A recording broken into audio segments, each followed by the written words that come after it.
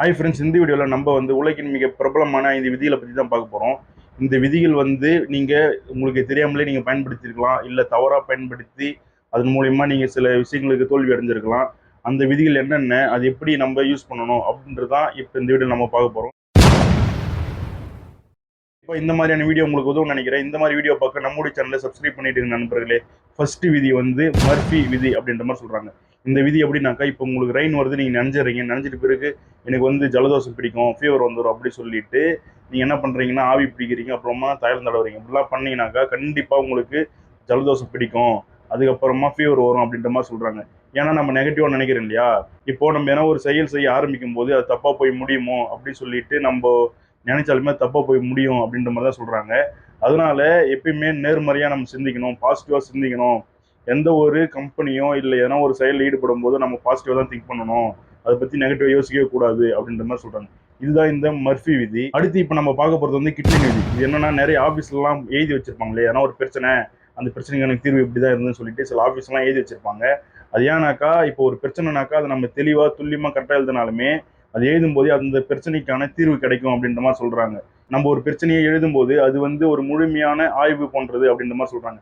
அதனால எதனா ஒரு பிரச்சனை ஏற்பட்டா முதல்ல அதை எழுதி பழகுங்க, என்ன பிரச்சனை அப்படின்ற மாதிரி நீங்க எழுத ஆரம்பிச்சாலுமே அதற்கான தீர்வு கிடைக்கும் அப்படின்ற மாதிரி சொல்றாங்க.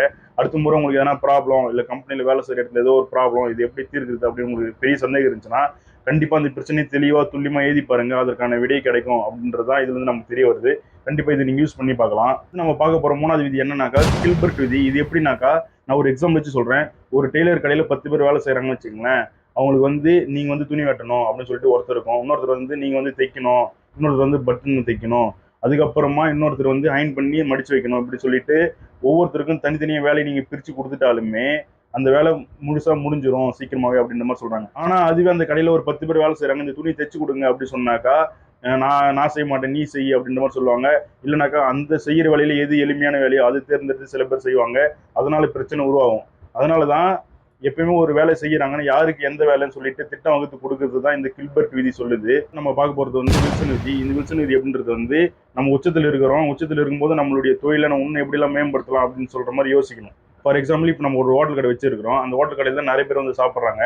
இருக்கிற மற்ற ஹோட்டலை விட நம்ம ஹோட்டல் தான் அதிக பேர் சாப்பிட்றாங்க. அப்படி இருக்கும்போது நம்ம ஹோட்டல் கடையில் தான் நிறைய பேர் சாப்பிட்றாங்க, இப்போ நம்ம கரெக்டாக தான் இருக்கிறோம் அப்படின்ற மாதிரி இல்லாமல் இன்னும் நம்ம ஹோட்டலை எப்படி மேம்படுத்தலாம் அப்படின்னு சொல்லிட்டு நிறைய யோசித்து அதுக்கான வேலையை செஞ்சாக்க கண்டிப்பாக நம்ம தான் தொடர்ந்து உச்சத்தில் இருப்போம் அப்படின்ற மாதிரி சொல்கிறாங்க.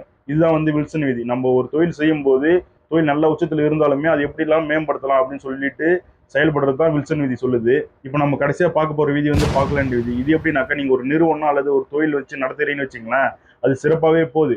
அப்படி இருக்கும் பட்சத்துல தேவையில்லாம இன்னொரு வேலை செய்யறது எப்படின்னாக்கா, இப்போ அந்த நிறுவனத்துக்கு சேர்ந்த வேற ஒரு நிலத்துல போயிட்டு ஷோரூம் கட்டுறது, இல்லைன்னா பொழுதுபோக்கு மையம் கட்டுறதுன்னு சொல்லிட்டு தேவையில்லாம சில வேலையை செய்யறதுனால அந்த நிறுவனமும் அதனால பாதிக்கும் அப்படின்ற மாதிரி சொல்றாங்க. இதனால ஏற்கனவே சிறப்பா போகிற நிறுவனமும் இப்படி தேவையில்லாம ஒண்ணு பண்றதுனால இந்த நிறுவனம் சரிவடையும் அப்படின்ற மாதிரி சொல்றாங்க.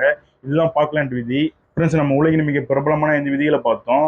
மர்ஃபி விதி, கிட்லின் விதி, கில்பர்ட் விதி, வில்சன் விதி, பாக்லாண்ட் விதி அப்படின்னு சொல்லிட்டு 5 விதிகளை பார்த்தோம். இந்த 5 விதிகள் நமக்கு என்ன சொல்லுதுனாக்கா, நேர்மறையா சிந்திக்கணும். 2வது ஏன்னா ஒரு பிரச்சனைனாக்கா அது ஏதுனாக்கா அதுக்கான தீர்வு கிடைக்கும் அப்படின்ற மாதிரி சொல்றாங்க. 3வது நம்ம எந்த ஒரு வேலை செஞ்சாலும் அது திட்டமிட்டு இவருக்கு இந்த வேலை தான் அப்படின்னு சொல்லிட்டு கரெக்டாக ஒதுக்கணும். 4வது நம்ம இப்போ ஒரு நிறுவனத்தை நடத்தி அது உச்சத்தில் இருக்குன்னா எப்படி நம்ம தொடர்ந்து உச்சத்தில் இருக்கணும்னு சொல்லிட்டு மேன்மேலும் அதற்கான வேலையை செய்யணும். 5வதா தேவையில்லாத சில வேலைகளை செய்யறது தவிர்க்கணும் அப்படின்ற மாதிரி சொல்றாங்க. கண்டிப்பா இந்த வீடியோ உங்களுக்கு பயனுள்ளதா இருக்குன்னு நான் நினைக்கிறேன். இந்த வீடியோ உங்களுக்கு பிடிச்சிருந்தா லைக் பண்ணுங்க. இதே மாதிரி வீடியோ பார்க்க நம்முடைய சேனலை சப்ஸ்கிரைப் பண்ணிடுங்க. அதுக்கப்புறமா இந்த வீடியோவை சில பேருக்கு ஷேர் பண்ணுங்க. நன்றி.